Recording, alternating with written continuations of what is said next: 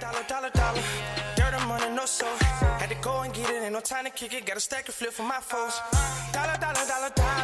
Please tell me you can hear me. Don't turn your back and don't neglect me. Just let me know if you need me. Dollar. Let me watch out for my partners. Keep my money long, get my team strong. Let me run away from my problems. Yep, what's good, original crew, man? We are back, baby. Yes, we are. We are back, baby. So, on today's video, man, we got missing persons photos found after they went missing.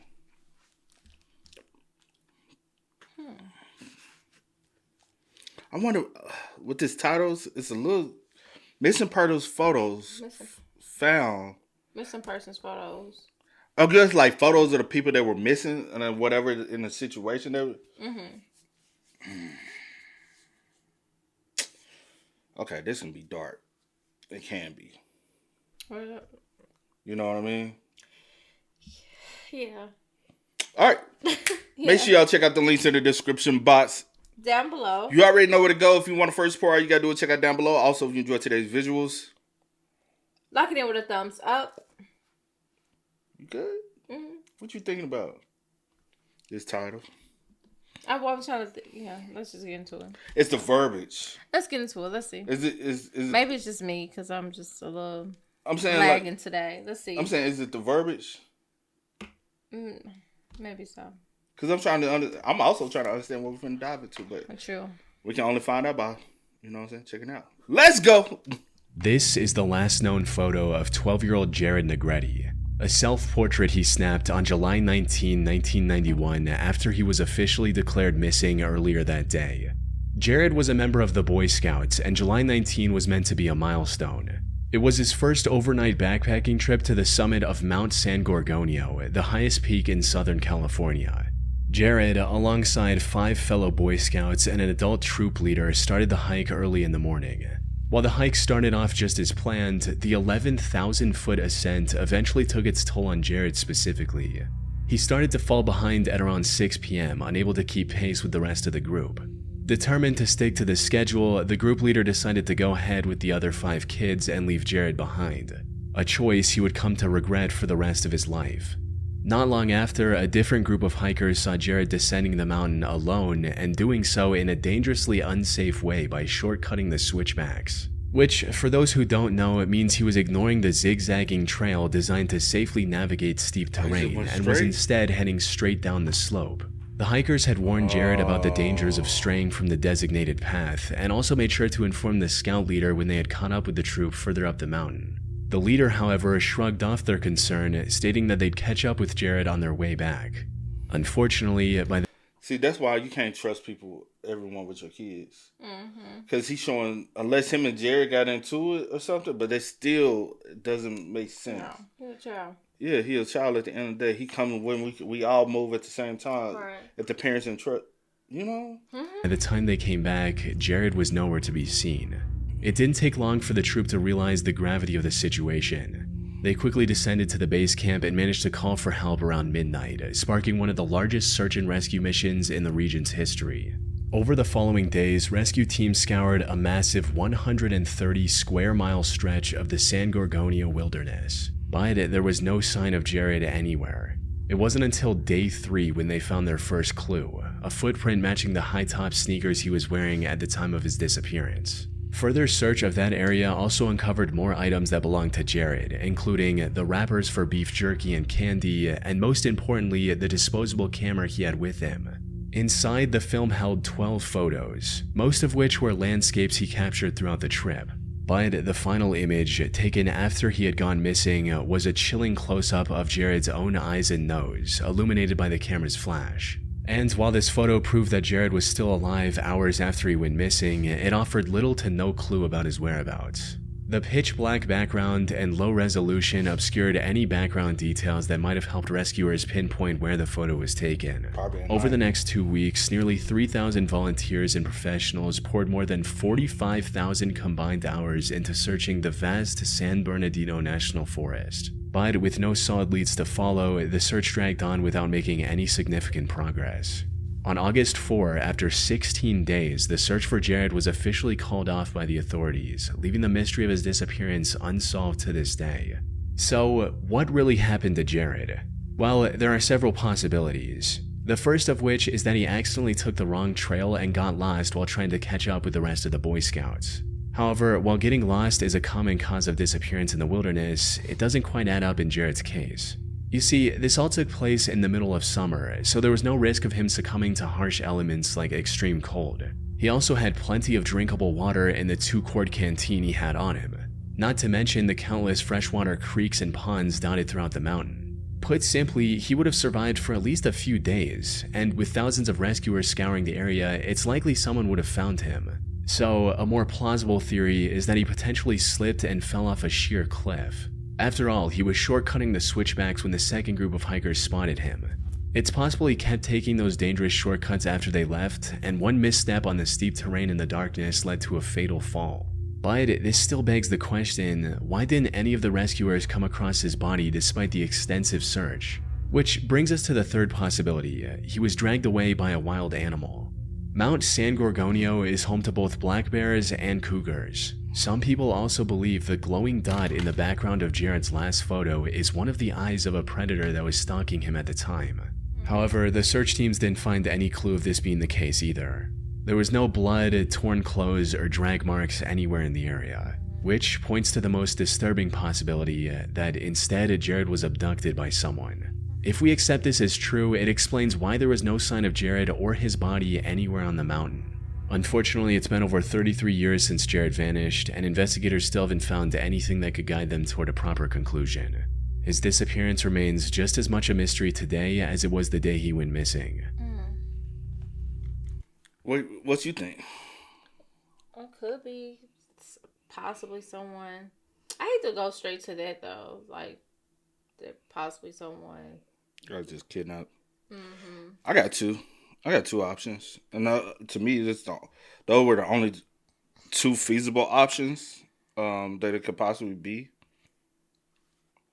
You got any? You want to say first? Oh, so the two feasible options is the last two he did point out: possible animal attack, possible abduction. The only reason why I went for those two, because I was like, yeah, he could have tumbled down, but we would have found remains. But also, I feel like if it was an animal, but depending on the type of animal, I'm like, we still should have found some kind of debris of the clothing, or unless it was, you know what I'm saying, like a bear or something. I'm like, but still, I feel like we would have had some type of debris of the clothing. Yeah, like you said, clothing, blood, drag marks, like some type of struggle. Like you would have, like something, or whatever the case may be. But that's why I'm kind of leaning more towards. Or kind of leaning more towards that he possibly was abducted or something. Or could he have drowned? Now, I understand creeks, waters, and stuff, but I'm like, is there any rivers where he possibly could have drowned and drawn away from the area? Because I don't know that part. Like, the river could have led to a deeper body of water, and he can be below water. But will he have surfaced by now? I feel like, especially after 33 years. Possibly. So the only other thing, somebody either... And I feel like if somebody did some harm to him out there and then tried to bury him, I feel like they wouldn't have enough time to. Yeah. So that's the reason why the abduction makes the most sense. They weren't alone out there. There's a plethora of people, and typically there are a lot of people who live off the grid in those mountain areas, and those people are sometimes hard to track, hard to know who's out there. You know what I'm saying? True. And they move so mysteriously. True. I would like you said earlier. I would hate to go that way, but with no evidence at all. You can go here, like there's. Yeah, it makes you only think of the worst. On June 15th, 1989, a woman in Port St. Joe, Florida, spotted a Polaroid photo lying in the parking lot of a convenience store on her way out. Without thinking much of it, she picked it up and flipped it over, only to be met with a disturbing image she'd never forget. The photo showed a young girl and a much younger boy lying in the back of a white, windowless van with duct tape over their mouths and their hands seemingly tied behind their backs. The woman alerted the police almost immediately, especially since the white van in the image looked eerily similar to the one she saw in the same parking lot minutes earlier. She also provided a description of the driver, allowing investigators to create a sketch of the suspect. However, even after setting up a perimeter around the area, the police weren't able to find the van or its driver. What they didn't know at the time was that this photo would eventually connect to a crime that took place more than 1,500 miles away. The victim of this crime was where was the crime originally located? Because I see we in New Mexico and then another. She was in Florida once. She was in Florida, so I guess. Oh, Yeah. okay. Wow. A crime that took place more than 1,500 miles away. Damn. The victim of this crime was a 19-year-old college student named Tara Lee Calico. On September 20, 1988, nearly 9 months before the Polaroid was discovered, Tara left her home at around 9:30 a.m. for her daily bike ride. Every day, she'd ride down New Mexico's Highway 47 until reaching the railroad tracks intersecting the road, turning around and taking the same route back home. But on this particular day, Tara had plans with her boyfriend at 12:30 p.m. and didn't want to be late. So she told her mother, Patty, to come pick her up if she wasn't back by noon. And that's exactly what happened. When noon came and went with no sign of Tara, Patty got in her car and began driving along Tara's usual route, hoping to find her somewhere along the way. However, despite going up and down the highway a couple of times, she couldn't find Tara anywhere. Patty rushed back home and called the police to report Tara missing. The authorities immediately put together a search party and began looking for her in the surrounding area. And it wasn't long before they found their first clue, a cassette tape that Tara was likely listening to on the side of the highway. They also found tire tracks matching her bike near this cassette. Unfortunately, Tara and her neon pink bike were nowhere to be seen. As the search radius became larger, the only other clue they found was a broken piece of her yellow cassette player, miles from where she was supposed to be. Patty believed her daughter had been abducted, and this piece was her way of leaving a trail. This theory was further supported by multiple witness accounts from people who reported seeing an old, worn-out pickup truck closely tailing Tara as she headed back home around 11:30 a.m.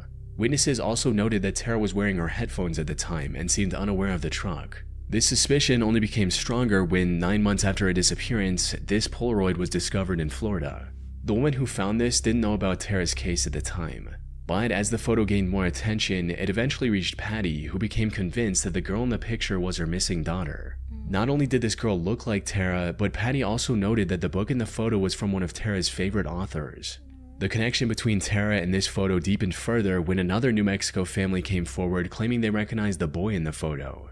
They believed it was their son, 9-year-old Michael Henley, who'd gone missing in April of 1988 during a hunting trip with his father. However, that's when Tara's case took a turn. Because... Do they look the same? No, but I don't know. Since the tape over his mouth, I can't really tell, but... I'm looking at the eyebrows and the eyes, though. And they do look eerily similar. Mm-hmm.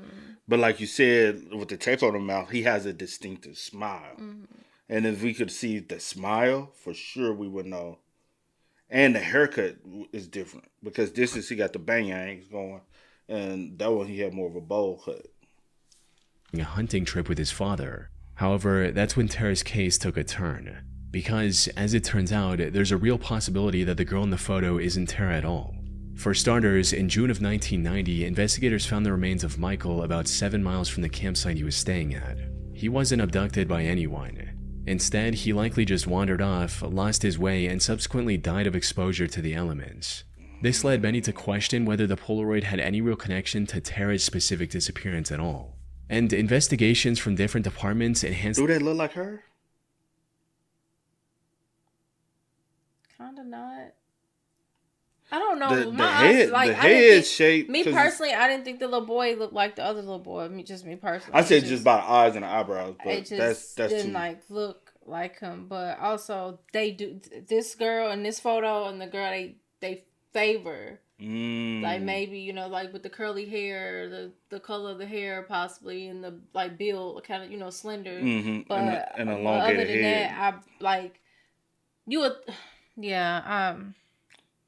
I don't know. Oh, can I see? Can you go back to the van pic? With 822.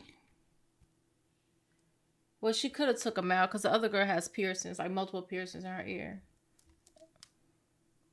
Oh, I see where you hitting that. But Also, it's a grainy photo where we wouldn't be able to see it. Well, I can clear. see the lobe, and I don't see any earring there. But like I said, she probably didn't have them in that day. Don't know. Trying to look at like the eyebrows, forehead, nose shape. They do. But this photo is very dolled up. This what I said. Yeah. Yeah. This photo is very dolled up to the opposed. I would want to see what do she look like on an average. Oh, let me see one day. more. Oh, she got the tape up her mouth. Never mind. Like Let me just go back to the van photo just one more time, and then I'm done. You ain't gonna be able to see it.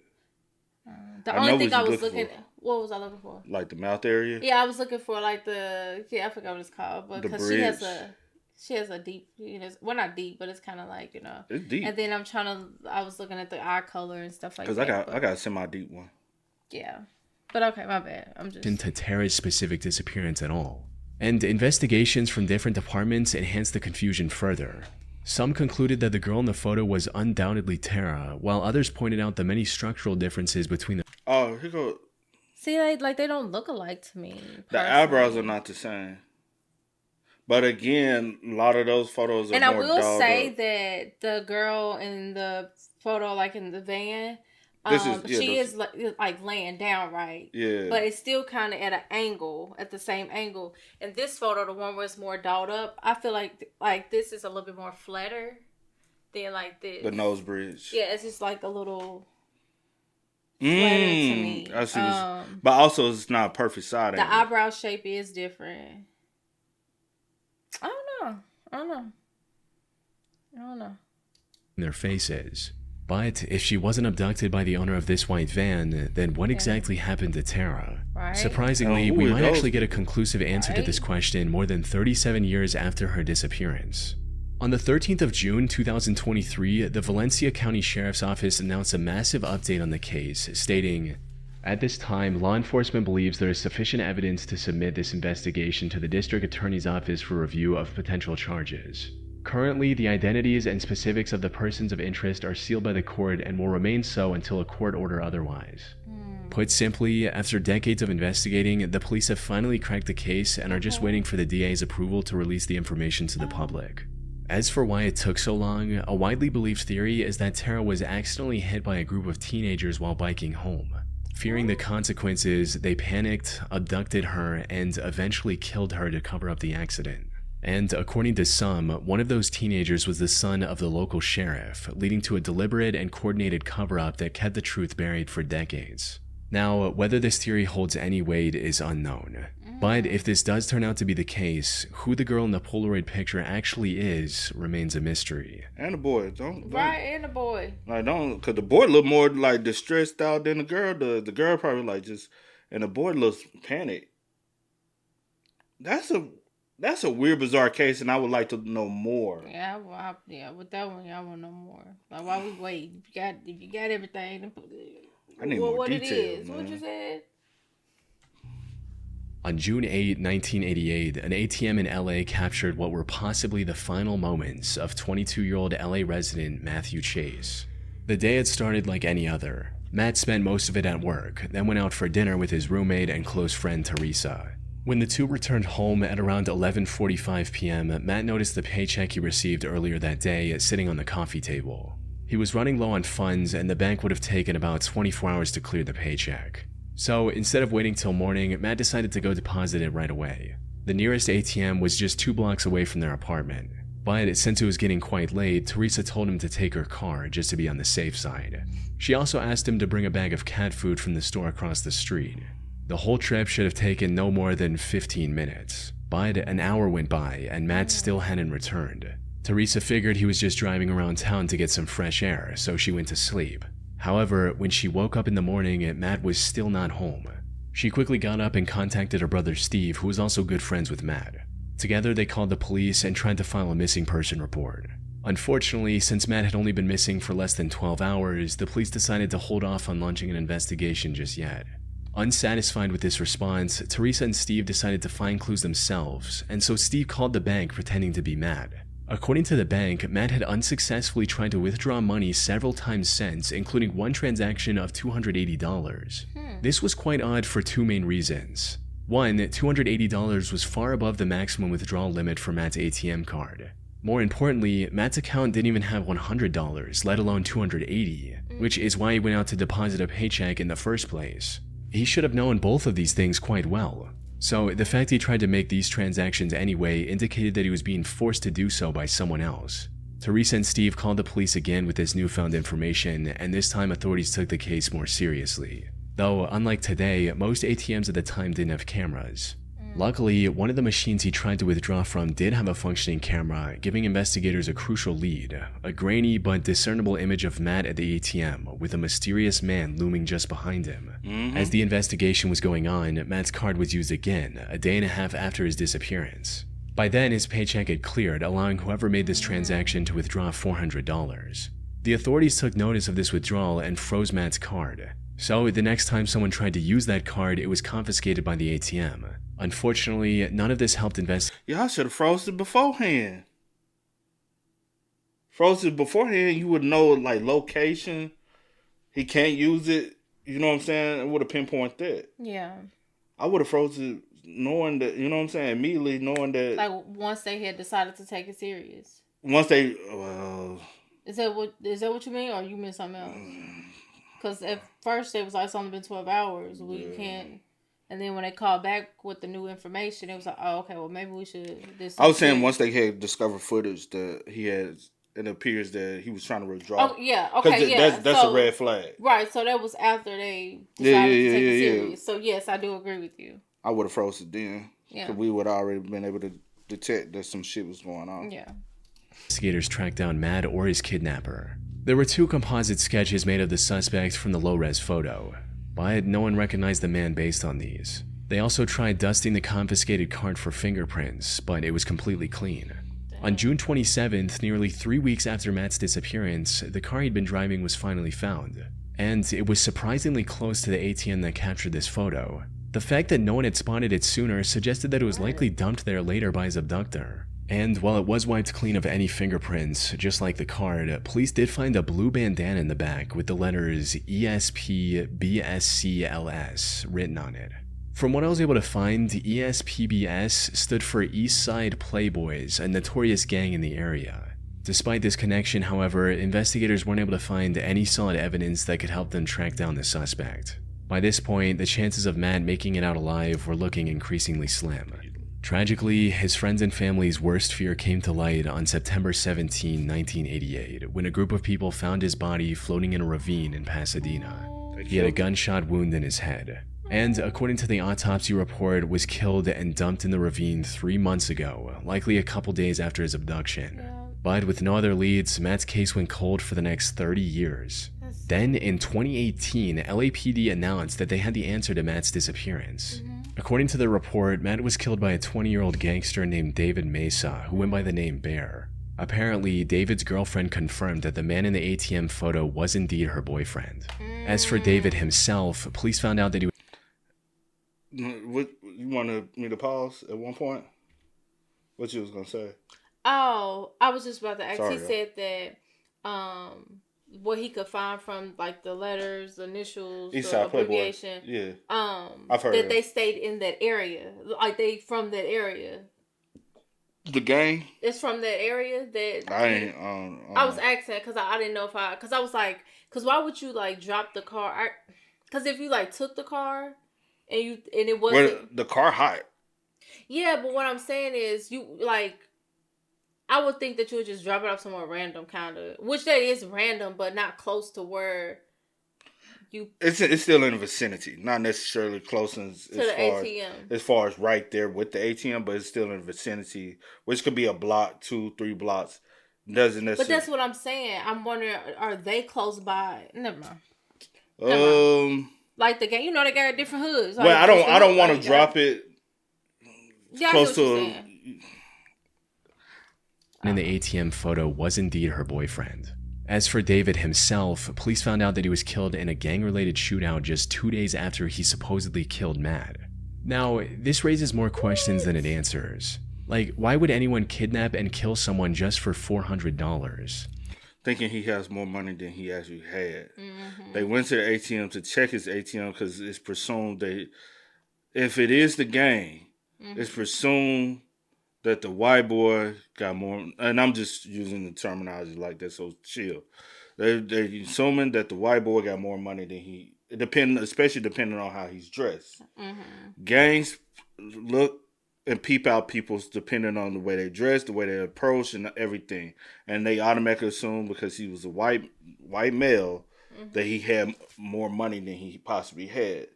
Don't know his backstory, don't know none of that. It was just a random situation like that.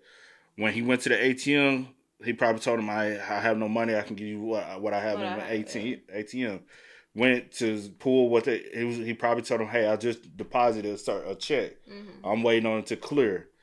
Especially back then, checks didn't clear right away like they do now. It took time, sometimes a day or two for it to properly clear. And then once it cleared, the gang went back and they tried the 400, see how much they can get. They got that. At the card, they went and tried to get more money. When it got locked, they knew it was hot. But they had already killed him. He was already dead and gone.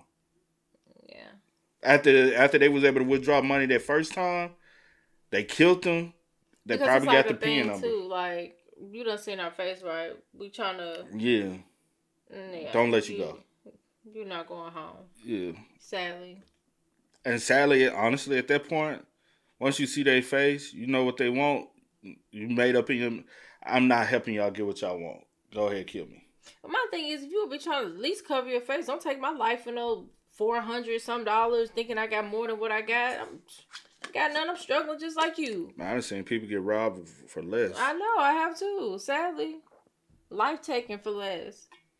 But that's what I mean. Like, it's sad though, because he did not deserve it at all. Not 100% did not deserve it. Was David alone in all of this, or did he have any accomplices? And if David died days after committing the crime, who dumped Teresa's car near the original crime scene 3 weeks later? That said, this revelation was still enough to give Matt's friends and family the closure they needed after 3 decades. Sad, man. And the only reason why somebody gave that information up is to give up information. Because you know how they get arrested for something and be like, I can give you up something. Y'all got a cold case? I know information. I know information about a murder. I know who did it. I mean, and then it's like, I'm telling on the dead, y'all can't resolve. So I'm like, what? Yeah, we can't solve that, but not maybe him. Well, yeah, but the bear dude. Yeah, like he deceased now, but they'll be like, I'll tell you so you can get the cold case solved. And her crime was because she was the one that snitched. She possibly, don't know for a fact, probably got picked up on a low level case where there would be some drugs or something. They ain't trying to go to jail at all. So that I got some information I can give you because I ain't trying to go to jail at all. Sad. In March of 1998, 23-year-old Amy Lynn Bradley went on a cruise with her brother and 2 parents. However, what began as a joyful family vacation descended into a disturbing nightmare just 3 days later. One the Bradley family hasn't recovered from to this day. On the night of March 23rd, Amy and her family dined out in one of the ship's restaurants. And according to her family, Amy was getting a lot of attention from other passengers, as well as the staff, including the band playing in the restaurant. Some of the waiters even proposed taking Amy to a bar on the mainland before the ship sailed, but she declined. After the dinner, Amy and her brother Brad went to the ship's nightclub for a few hours and returned to their room at around 3:30 a.m. They sat around and chatted on the balcony for a few hours before Brad went to bed, leaving Amy on the cabin's private balcony. Around 5:30 in the morning, their father Ron checked on the kids and saw Amy peacefully sleeping on a lounge chair outside on the balcony. But when he returned 30 minutes later, Amy was gone. Thinking that she likely went to the main deck, Ron went looking for her. However, even after hours of searching, he couldn't find Amy anywhere. All of her belongings were still in the room, including her shoes. So when Ron informed the ship's crew, they floated the idea that Amy could have fallen overboard. The cruise had also docked at Curacao that morning, resulting in over 3,000 passengers disembarking the ship. If she was among the departing passengers, her parents had no way of spotting her in the crowd. So they focused their efforts on the ship itself and started scouring every inch of it to find Amy, to no avail. But then something incredibly strange happened. As Brad was looking for his sister, he was approached by the nightclub's bassist, Alistair Douglas, offering his condolences for Amy's disappearance. He was dancing with Amy the night before, but he shouldn't have had any way of knowing about her going missing. This made Alistair the lead suspect, but after further investigation and a successful polygraph test, he was cleared of any suspicion. The Bradley family, along with the FBI, then began searching for Amy on the island of Curacao, where they received their first promising lead. A local cab driver claimed to have spoken with a woman who matched Amy's description to a T.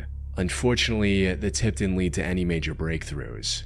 So, with no other option, the Bradley family was forced to return home to the US. Then, in August 1998, a Canadian tourist named David Carmichael saw someone he believed was Amy on Curacao Island. We were over in a small area where we wash off the equipment in fresh water, and I looked down the beach and I saw a girl walking down the beach with being flanked by two people. The minute she heard I spoke English, she picked up her pace and was putting distance between her and the two people that were flanking her. I was 2 feet away from her. 2 feet. That's how close I was. I don't even have to think about it. It's 100%. It's not 99, it's 100. It's 100%. It was her. It was. David also claimed that one of the men following her fit the description of Alistair. Later investigation also revealed that an American naval officer was visiting an adult establishment on the island in 1999. There he met someone who claimed her name was Amy Bradley. Unfortunately, the officer never reported the incident, likely to avoid repercussions for visiting such an establishment while on duty. By the time this information surfaced, the place had already burned to the ground, and with it, any records of the people who might have worked there. However, the most important clue about Amy came in 2005, when someone found pictures of an older Amy on the internet. These pictures, along with her earlier sightings, led many to believe that Amy was kidnapped and trafficked, possibly by Alistair, with some even suspecting a coordinated effort involving multiple crew members. That said, nothing ever came of this theory, and Amy was declared legally dead on March 24, 2010, 12 years after her disappearance. Now, it's still possible that Amy simply fell overboard and drowned, and that the woman seen on Curacao and the one in the photos are nothing more than unfortunate lookalikes. But with so many scattered clues pointing toward a far darker possibility, it's hard to write them off as a simple case of mistaken identity. I'm gonna have to go study the photo. I'm for real, I'll be. That's sad. Every time I hear that, I'm like, that's so sad because you don't have any answers. You don't know what could have happened. All you have is like, you know, speculations, assumptions of this. Yeah. Can't trust anyone. I do kind of, well, I don't know, since they didn't, I don't know. Because since they cleared them, I ain't gonna put nothing on them, but the dude she was dancing with, I can't remember what he said his name was, but yeah. But hey, y'all spam us up, man. Y'all let us know y'all thoughts about it for us in the comment section down below. But until next time, y'all know how it go, man. I do go by the name DJ New Kid. This is Sierra Nicole. We are. Go and get it, ain't no time to kick it. Got a stack of flip for my foes. Dollar. Please tell me you can hear me.